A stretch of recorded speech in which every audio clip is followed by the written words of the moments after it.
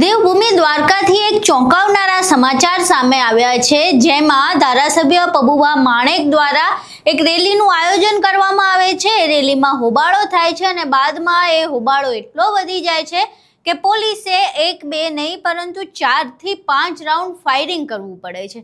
હવે પોલીસે શા માટે ફાયરિંગ કરવું પડે છે, એ હોબાળો શું થયો હોય છે અને શા માટે આખી વાત આટલી હદ સુધી વધી જાય છે કે પોલીસે ફાયરિંગ કરવું પડે, તમામ વિશે વિગતે ચર્ચા કરવી છે। નમસ્કાર, તમે જોઈ રહ્યા છો ચક્રવાત ન્યૂઝ, હું આપની સાથે હેમલ।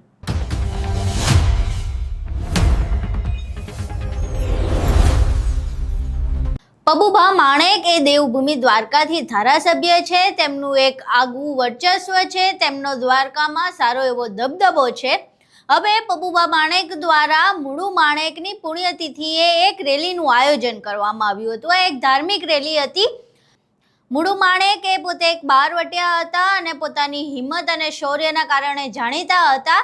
તેમની પુણ્યતિથિને લઈને પબુભા માણેક દ્વારા રેલીનું આયોજન કરવામાં આવ્યું હતું। હવે આ રેલીના આયોજન વખતે જે ટ્રાફિકની સમસ્યા છે એને લઈને કંઈક હોબાળો થયો હતો। પોલીસ દ્વારા ટ્રાફિક નિયમન કરવા માટે જે રેલી હતી એમાં જે ગાડીઓ હતી અને બાઇક્સ હતી તેમને સાઈડ ખસવાનું કીધું અને બાકીના રોડ માટે જગ્યા ખુલ્લી રાખવાનું કીધું, પરંતુ આ વાત બાદમાં હોબાળામાં મચી ગઈ। જે પબુભા માણેકની રેલીમાં લોકો આવ્યા હતા તેમની સાથે પોલીસને વિવાદ થયો। વિવાદ એટલે સુધી વધ્યો કે લોકોનું જે ટોળું હતું એ પોલીસ સ્ટેશન સુધી પહોંચી ગયું। પોલીસ સ્ટેશનમાં પણ લોકોનું ટોળું એટલી હદ સુધી પહોંચી ગયું કે પોલીસ જે છે એ સ્થિતિને કાબૂ ન કરી શકી। પોલીસનું જે સંખ્યાબળ હતું તે ખૂબ ઓછું હતું અને જે રેલીમાંથી લોકો આવ્યા હતા, જે ટોળું હતું એટલું બધું હતું કે પોલીસ દ્વારા આખી ઘટના જે છે એને કાબૂમાં ના લઈ શકાય। દ્રશ્યો જે છે, દ્રશ્યોમાં જોઈ શકાય છે કે જે પોલીસ અધિકારી છે એ સાવ દબાઈ જાય છે અને તેની પાસે કોઈ રસ્તો ન બચતો હોય એવું દેખાય છે અને બાદમાં એકદમથી પોલીસ અધિકારી પોતાની બંદૂક કાઢે છે અને હવામાં 1-2 નહીં પરંતુ 4 થી 5 રાઉન્ડ ફાયરિંગ કરે છે। પહેલા અહીં આખા દ્રશ્યો જોઈએ, હોબાળાના દ્રશ્યો અને ફાયરિંગના દ્રશ્યો જે હોબાળા બાદ સર્જાયા હતા।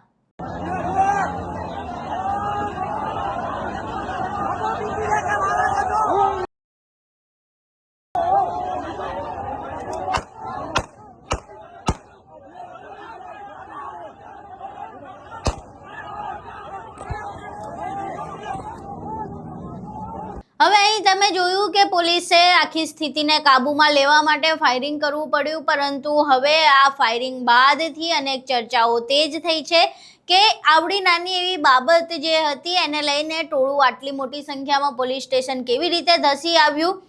પબુભા માણેક પણ આ રેલીમાં સામેલ હતા, તો પછી પબુભા માણેક ટોળાને કાબૂ કેમ ના કરી શક્યા? પોતે એક આગવો દબદબો છે તેમનો, એક આગવું વર્ચસ્વ છે, તેમ છતાં તેઓ ટોળાને કાબૂ કરવામાં શા માટે અસમર્થ રહ્યા?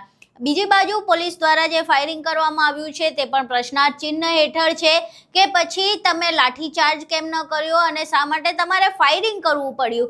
જો કે ફાયરિંગ હવામાં કરવામાં આવ્યું હતું, આ ફાયરિંગથી કોઈ ઈજાગ્રસ્ત નથી થયું, કોઈને ઈજા નથી પહોંચી, પરંતુ ક્યાંક ને ક્યાંક જે મોટી સંખ્યામાં ટોળું હતું એના કારણે જો થોડી પણ ભૂલચૂક થઈ હોત તો ઘણું મોટું નુકસાન થઈ શકતું હોત, પરંતુ જે પ્રમાણે ફાયરિંગ કરવામાં આવ્યું એ ફાયરિંગ સીધું હવામાં કરવામાં આવ્યું હતું એટલે કોઈ નુકસાન નથી થયું, કોઈને ઈજા નથી થઈ, પરંતુ આ આખી ઘટના હાલ ચર્ચાનો વિષય બની છે।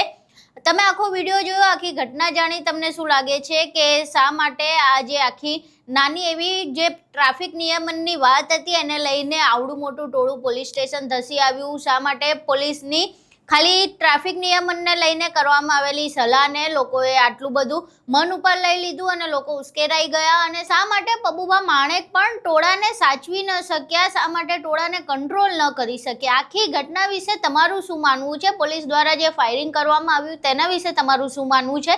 તમારા મંતવ્યો અમને કોમેન્ટ બોક્સમાં જરૂર જણાવજો। વિડીયો પસંદ આવ્યો હોય તો વિડીયોને લાઇક કરજો, શેર કરજો અને અમારી ચેનલને સબસ્ક્રાઇબ કરવાનું ભૂલશો નહીં। નમસ્કાર।